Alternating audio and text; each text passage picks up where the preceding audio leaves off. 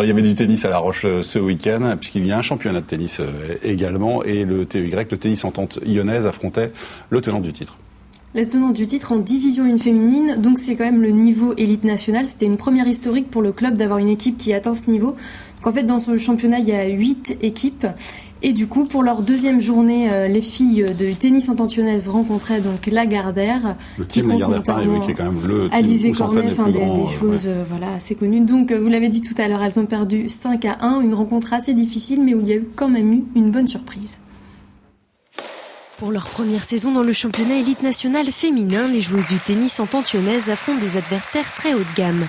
Après une défaite 6-0 face à Levallois, les Vendéennes jouaient à domicile cette fois contre les tenantes du titre et l'équipe Lagardère Paris qui compte notamment dans ses rangs Alizé Cornet, Stéphanie Cohen-Aloro ou encore Camille Pain, des habitués des grands circuits.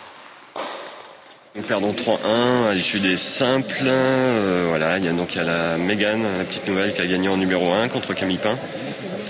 3-1, ouais, c'est le score logique qu'on pouvait espérer. Il y a Julie Hervé qui peut passer loin en simple numéro 4, qui perd 7-6 au deuxième. Et je pense que si elle gagne le deuxième, elle est pas loin de gagner le match en 3-7. Physiquement, elle avait pris le dessus. Et sur les deux autres matchs, il n'y avait rien à dire. C'était trop fort. La surprise est venue de la numéro 1 lyonnaise, une nouvelle recrue américaine, Megan Moulton-Levy, opposée à Camille Pain. Sous les encouragements du public, la jeune joueuse a maîtrisé son match, attaquant la partie très fort. Elle gagne son premier jeu de service et enchaîne en breakant d'entrée son adversaire. Elle remporte le premier 7-6-4 et le second au tie-break 7-6, au terme d'une rencontre difficile. J'ai pu rire beaucoup. Oui, c'était très difficile. Elle a bien joué. Et, oui, pour le club, pour La Roche-sur-Yon, oui, c'est très important. Je suis contente de jouer pour le club. Le match nul est encore possible en jouant les doubles, mais ce sont finalement les joueuses parisiennes qui gardent l'avantage et s'imposent dans les deux derniers matchs.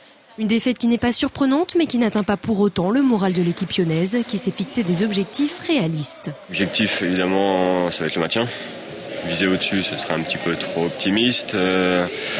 On sait que la tâche va être difficile. Les équipes sont beaucoup plus fortes que nous, mais bon, chaque match, on essaye de faire de notre mieux, et puis on verra bien, quoi. Prochaine rencontre pour le TEY le 6 décembre. Les joueuses affronteront l'équipe de Grenoble.